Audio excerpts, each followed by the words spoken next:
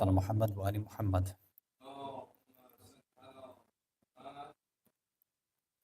Mu'mineen, mu'minat, brothers and sisters in Islam and Iman, Salamun alaykum wa rahmatullahi wa barakatuh. So a few nights ago we started the tafsir of Surah Al-Falaq. We had reached the ayah about evil, and we asked this question about whether evil comes from Allah or not, the different opinions that our scholars have given. And then we came to the conclusion that evil is not something that exists in and of itself. Right? It's a description of a deficiency. It's a description of something that, in some ulama's terms, is basically the distance that one has from Allah. It's the distance from goodness, from nur, from light. So it's darkness. Then we said, okay, there's a few other related questions about the problem of good and evil. So we went through and introduced that discussion first. We talked about how and why injustice or evil starts to exist in the world in the first place. And the first reason that we had given 2 nights ago was that it's sent down due to man's ability to be able to go against what Allah wants. So now human beings are in need of humbling themselves every once in a while. And that humility comes about if there's some level of checks and balances. And that checks and balance, or the checks and balances come out of evil, meaning a person loses one of the perfections that Allah has already given them. So once that's taken away, then they should reflect naturally on their life to see what have I done wrong to lead me to this situation and to get this sort of conclusion. So we'll go through maybe 1 or 2 more reasons and we'll see if we can wrap up the discussion tonight. Might take 1 more night. So another reason. So, if it was up to us right now, right, being in Florida, most of us, we're pretty happy with the type of weather that exists in Florida, right? It's mostly throughout the year, really beautiful, nice weather. It gets pretty hot in the summer, sure, but a good amount of the year, it's really nice. But once that heat hits us for a while, that's maybe the few times when we actually say, you know what, maybe a little rain would be good. But mostly throughout the year, because of the way that rain works in Florida, it actually becomes an annoyance, right? Where it's bright, it's sunny, it's nice, and then rain, those sun showers come and it pours, and then it goes away like 5 minutes later, completely dried up. And then another 10 minutes later, then the rain comes back, right? Even more, harsher than before. So this kind of random patterns that we have. Sometimes when you ask somebody who, let's say, doesn't like to drive in the rain, or you ask a child who wanted to go out and play, and you say, oh, we can't go outside anymore and play because it's raining now. So then immediately they'll say, oh, I hate the rain. I don't like it because it's messed up my plans, right? So in that moment, for somebody who sees rain to be a danger to them, like a child who interferes with their plans, for them it becomes an evil, right? Because for them, perfection was seen in going and having fun and doing what they want to do. But now that something has come and messed up their plans, now that's evil, it's bad, it's unfair, it's unjust. Right? Or if it messes with our plans too, sometimes we say, it rained on our parade, right? The famous turn of phrase. If it rains on somebody's wedding day, whether indoor or outdoor, some people, even though we see it as a form of barakah, or we should at least, a lot of people think that it ruins things, right? If, let's say, most of us had our way, we'd say, look, we don't want any of this rain. We just want nice sunny weather all the time. Don't give me any of this rain. If we had that all the time, then what would be the issue? One of the issues would be, is all those farmers who need that rain to grow, they'd complain and say, no, all of this sun that's coming, this is evil for us. Because without this rain, then we can't grow crops. Can't grow crops, then we can't sell, this stuff to make money and then have our livelihood. So anytime somebody places this word evil or unjust or unfair or oppression, whatever they do, 9 times out of 10, they're doing so based on a subjective understanding, based on their own experience. Like, this is evil because it happened to me. It's taken away a perfection and a kamal from me. That's why I don't like it. In reality, it actually might not be evil, but because it took away some perfection from me, that's why I think it's evil. And if I think it's evil, it must be objectively and universally evil for everybody. So one of the other reasons why sometimes evil, or what we think is evil, or unjust things take place, is because it helps us, just like we linked it to humility before, it helps reframe somebody's perspective on things too. We operate in the world thinking that we have absolute knowledge. We know exactly how the world functions, right? We have rationality, we have logic and reason. We have all the scientific inquiry and conclusions and data available to us. So yeah, we know how everything works. We know how everything runs, so we know exactly what needs to be done. We know what is good and what is bad, what is evil and what is right. But that's obviously not the case. Allah in the Quran says, وَمَا أُوتِيتُم مِّنَ الْعِلْمِ إِلَّا قَلِيلًا. We didn't give you just, most ilm. We gave you a very, very limited, small amount of ilm. Most things about the dunya, even the dunya itself, forget the akhirah, but the dunya, you and I don't know. And it's highly, highly possible that we will never know these things about the dunya. No matter how much scientific inquiry or otherwise is done, that's just the nature of it. What happens is the limited knowledge that we are given, we start to make conclusions, start to analyze situations based on that. Right? If, for example, let's say we were sitting in a doctor's office and we start to hear somebody like screaming or crying in pain. Relatively for us sitting in the waiting room, like, oh, that's evil, what's going on in there? They must be in so much pain.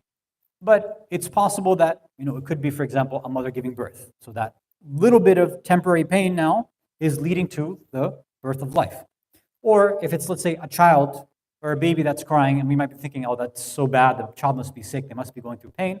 But it could be that they're getting some sort of shot or a vaccination. So this is something to prevent them from, worse calamities in the future. So sometimes that limited framework makes us view something as evil because we haven't seen the actual full picture. We haven't taken it from a macro or a bird's eye view. Salawat ala Muhammad wa ala Muhammad.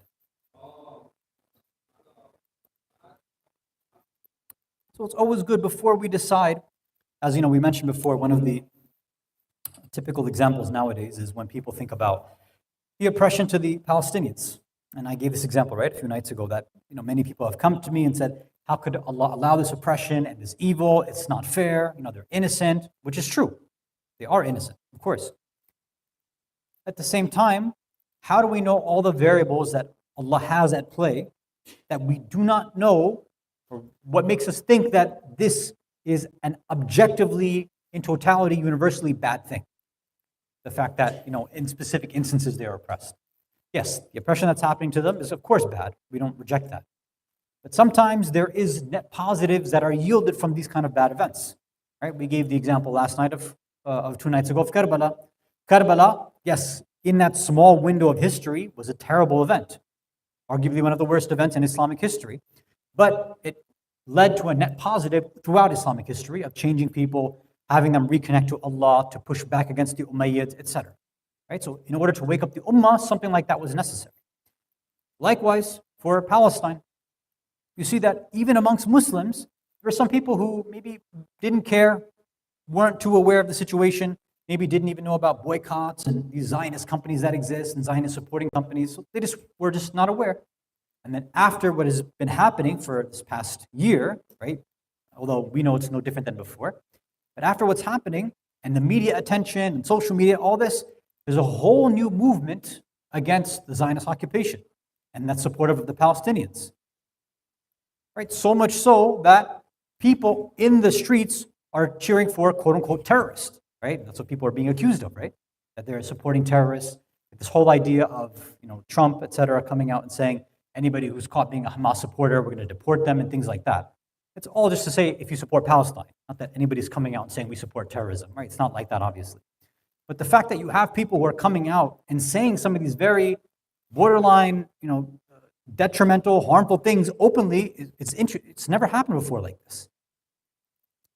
We have these people with these campus protests getting expelled and suspended from school after spending $20, $30, $40, $50, $60,000 on their tuition and just giving it all away and wasting it all just so that they can protest for the Palestinians. The whole world has opened up because of what's been going on. And yes, if you do look at when the interviews are done with many Palestinians themselves too, they say, look, if this is the sacrifices that we have to make in order for the world to open their eyes and their heart, then we'll gladly do this. We have Iman, we're okay. It's interesting that their Iman is stronger than those outside of Palestine. Their connection to Allah is stronger than maybe you and I. They're feeling the brunt of everything. But you and I sometimes are questioning, oh my God, what are they going through? Was it a good idea for them to resist X, Y, Z? For all of them, they have a whole different mindset. Yeah, we're the ones who are trying to make decisions on their behalf. Salawat ala Muhammad wa ala Muhammad.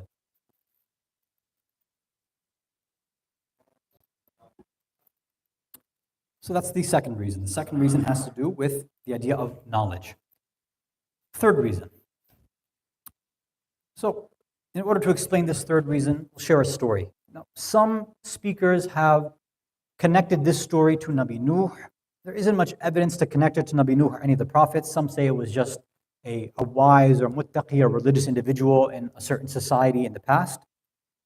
Whichever happens to be, the moral of the story would still stand. So, they say that there was this individual, and we're going to attribute it to Nabi Nuh because it makes the story, I think, work better. But again, we're not giving it 100% certainty that it actually was Nabi Nuh.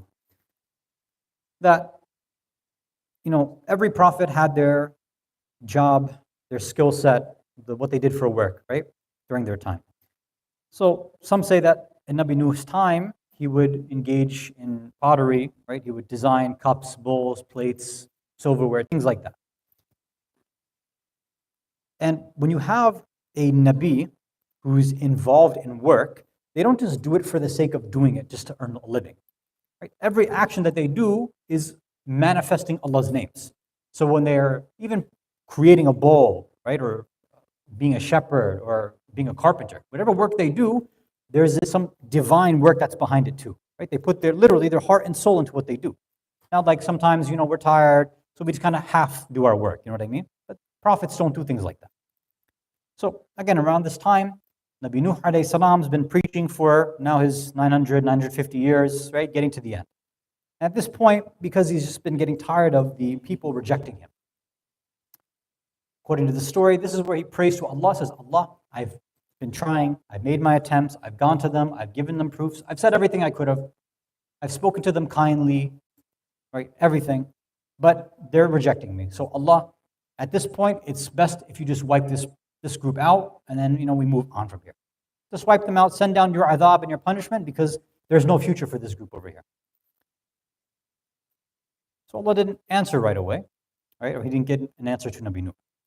So one day, while he's mending and taking care of his store, say somebody had come and was looking at all the items that he had made, and this buyer saw one of these pots. He said, "Okay, I think this one's really beautiful. I think I want to purchase this." And this is something that Nabi Nuh, like out of all the other things that he had created, this was basically his pride and joy.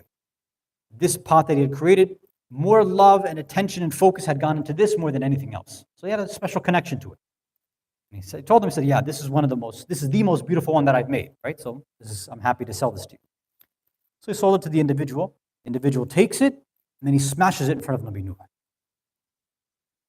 And Nabi Nuh is caught off guard. He said, what are you doing? Why did you just smash it like that? I put in all this time, all this effort, blood, sweat, tears. I put love into this. Why would you just break it like that? Right? I know you bought it and it's yours, but why would you do something like that? And then this individual revealed himself, said, I'm an angel that has been sent down from Allah with a message. You got so upset by me breaking this pot of yours that you've created with your hands in front of you, right, after I purchased it, something that was beloved to you. He said, you have been praying to Allah to wipe out His most beloved creation, insan. How do you think Allah feels when you try and ask Allah to wipe it out and break them in front of you? Because this is the same feeling, we're going to say the word feeling, that Allah has as well too. And the whole point of this story, again, it's a story told in some circles, whether it's attributed to Nabi Nuh or otherwise, doesn't really matter. The idea is that sometimes these small little issues are there to move people beyond the concept of justice. Sometimes we feel that justice is the peak and the best thing that we can achieve. Allah says, no, that's not the best thing that insan can achieve. If it was the best thing, the highest and most beloved name to Allah, then He would have started off mentioning that name in every single surah, but He doesn't. He says, Bismillah ar-Rahman ar-Rahim. Every single time outside of one surah, He's mentioning that whenever you begin something, remember my all-encompassing mercy for all creation and the specific love and mercy, ar-Rahim, that I have for mu'mineen and those who come back towards me. That's what Allah is trying to remind us of every single time. In this same way, justice it's good. It's a value, no doubt, But mercy and love and compassion is a much, much higher one. And the only way sometimes that people are able to understand that is when something is actually taken away from them, or they see something taken away from somebody else. Right? Charity and that love and compassion for others only happens when we see somebody who's in need. Right? When an individual is lacking something, that's when the opportunity for that love and compassion actually shows up. If everybody was just doing okay, right? There was no oppression that was going on, there's no room for mercy and compassion to come out anymore. Mercy and compassion and love is the expression and the filling of a gap that somebody has. So in order for mercy and compassion to take place, right, requires some sort of deficiency. It requires a little bit of evil to actually be there. So all of this is to say that, yes, this, evil in one regard, it's a bad thing, but it's an opening for a higher level of Allah's names to be manifested. Let me share another example that's given regarding Imam Hussein alayhi salam in Karbala after salawat ala Muhammad wa Muhammad.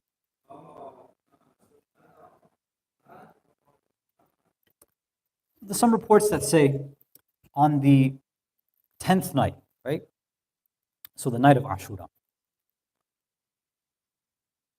They say Imam Hussein had gone out by himself all alone in the middle of the night into the battlefield, right? Just shy of the enemy's camp. And one of the other companions, they had heard and seen Imam Hussein getting up from his camp and leaving, right, by himself. And he was worried. He said, why is the Imam just leaving like this and going on his own? I should go and follow him and make sure he's okay. So he tried, but he didn't want to bother the Imam either. So he kept his distance, but he followed the Imam. And then when the Imam stopped just shy of the enemy's area, this companion also just kept his distance too, just to see what was going on. And then he began hearing and seeing the Imam cry profusely. The companion was confused. What's the Imam doing? The Imam then says to so-and-so companion, says, come to me. I know that you've been following me to protect me. Come here. So the companion goes towards the Imam. He says, I know that you have a question on your mind too. Ask me. Ask me your question. And he says, Yabna Rasulullah, I know that you are the son of Haida. You are from Bani Hashim. You're not somebody who gets afraid on the battlefield. I know that you know what you're doing is for the sake of Allah, you're defending Islam, you've come to give your life. Like, I know all this. I know that you're not somebody that's afraid of enemies on a battlefield, no matter what, even if you know you're going to lose. I know that. But I'm confused to see why you're crying like this in front of the enemy camps. I can't believe it to be fear, but I don't know what else it could be. And then Imam Hussein then says these lines. He says, I'm not crying, as you said, out of fear. I'm not crying out of fear of the enemies. I'm not crying out of fear of my akhirah or anything like that. He says, I'm crying and I'm shedding tears for the enemies on the other side. And because of me, because I am here and present on this battlefield, and because they will come out against me and try to make me shaheed, I will be the cause of them to go to hellfire. He's thinking, that breaks my heart, that I will be the cause of somebody's going to hellfire. This is the rahmah that Imam Hussein has in Karbala with people who are in front of him, right? With swords and arrows ready to attack and wipe out his family. Still, there is this compassion in the Imam's hearts. Right? It wasn't this idea about justice that we always mentioned. The Imam is not rising for justice. He's rising out of the sake of mercy. And that's why at every single step in the whole episode of Karbala and Ashura, he's trying to get people to change sides as much as possible. Why is it that he's sending out Ali al-Akbar to recite that final adhan at Fajr?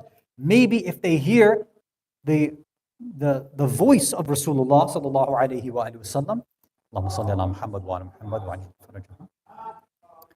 maybe they'll come to our side. Maybe they'll run away. They won't participate. Something hopefully will change in them. Even according to some riwayat, in the last few minutes when he was surrounded, he was giving them the opportunity, if you let me leave now and then you'll be okay. You won't have this Jahannam on your shoulders if you just let me go at this point. It wasn't to save his own skin, to save his own life. He was trying to save them at every single moment, even his final moments. Okay, this is the rahmah and mercy that Imam Hussein alayhi salam gives. Now think about how you and I, that we end up dealing with people. When we think about manifesting names, how we come across with others, especially those who, it would be great if everybody dealt with us with love and mercy and kindness. But being realistic, that's not how people deal with us. And sometimes, yes, it's Muslims that we know, sometimes community members, sometimes family members who do oppress us. They do things which are unjust. It does happen. They do things which are evil. And it gets to us. It sits in our soul. It bothers us. It lingers, and it builds up a sense of anger and frustration, and understandably so. And what happens is that when it gets to a certain level, then we start to say, Ya Allah, for what they have done to me, I punish them. Allah, please exact your punishment and your justice on this individual or this family for what they have done to me and my family. And we do have the right to pray for something like that, technically. Yeah, you could pray for that. If somebody oppresses you, you can pray against them, sure. But what's interesting is that, as we remember, Allah is the one who does justice. Allah is the one who takes revenge. Allah is Shadeed al-Iqab, right? All this stuff. Remember that for other individuals, for those who oppress and for those who sin sometimes as well too. Allah, they're not listening to you. Just take care of them. They're munafiqeen. Just give them a punishment. But for our own self, if we're being honest and we reflect on our own sins, our own guna, our own ma'siyah, the times when we actually have oppressed individuals, but maybe we're not cognizant, how do we pray to Allah? Do we say, Allah, take justice on me? Do we say, Allah, exact your revenge on me? We don't say anything like that. Allah, be merciful, be forgiving, be kind, be gentle. I know that you are Arhamar Rahimin, the most merciful of the merciful. Please do that. It's interesting how this nifaq, or this two-sidedness comes out. Allah, when it comes to me, I want all your beautiful names, all the nice names, all the forgiving names and loving ones. That's what I want. I want the mercy. For everybody else who does me wrong, I want punishment and hellfire and brimstone. That's what I want for them. When it should be the exact opposite. Well, we don't have to pray for hellfire. That's not what I mean either. But we should say, Allah, for these individuals who have, wronged me, Allah forgive them because they probably didn't know what they were doing. Allah guide them if you can. And you know better that if you have guided them and if they're able to be forgiven, then you will forgive them. Allah, I know that. But I'll keep praying for their forgiveness. I don't want to hold on to this vengeance, this hatred and spite in my heart. Allah, remove that from me. And for my own self, I should be aware, Allah, I should have done better. So if you do take me to task and your justice is exacted on me and you punish me, you have the right to do so, Allah. But I'm hoping that your mercy is also on me too. Because at the end of the day, when we come on Yawm al-Qiyamah in front of Allah, all of the names that we manifested, all the names that we represented, all the faces of Allah that we showed over here, Allah says those same faces are the ones that you'll be facing on Yawm al-Qiyamah. So if you had that harshness, then the Allah that you face on the Yawm al-Qiyamah is a harsh Allah. If you wanted revenge and justice, then okay, Allah will be vengeful and exact justice on Yawm al-Qiyamah against us. But if we were showing mercy, we were overlooking faults, we were forgiving people, just ignoring things that they have done, making up excuses, then when we get to Allah, He says, okay, that's what you have done. You've manifested those names, so I'll manifest those same names for you too on this day as well. So those faces, the wajh of Allah that you meet are Ar-Rahman, Ar-Rahim, Al-Ghafur, Al-Ghaffar, Al-Latif, Al-Wadud. All these names that we are hoping for, inshaAllah ta'ala. Salawat ala Muhammad wa ala Muhammad.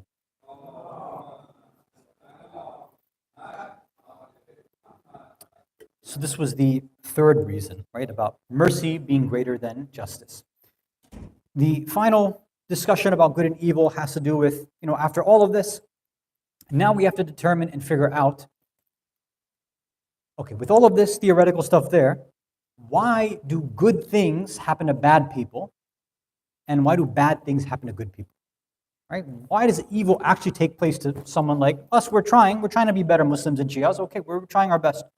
And I'm just seeing I'm in difficulty, financial, physical, mental, spiritual. I'm suffering constantly, but Allah, I'm trying to do better. Wouldn't you make it easy for me instead? Doesn't that make more sense? But Allah, the other side, these evil individuals, the clear, munafiqeen, zalimeen, fasiqeen, these dictators, all these individuals, why are they enjoying power and wealth and notoriety, celebrity status, influence? They have all of this. They get all this good stuff. That doesn't seem fair. So we'll try, inshallah, tomorrow night to wrap up this discussion by answering those two questions. Walhamdulillahi Rabbil Alameen, wa sallallahu ala Sayyidina Muhammad wa ala ahli baytihi at-tayyibin at-tahirin.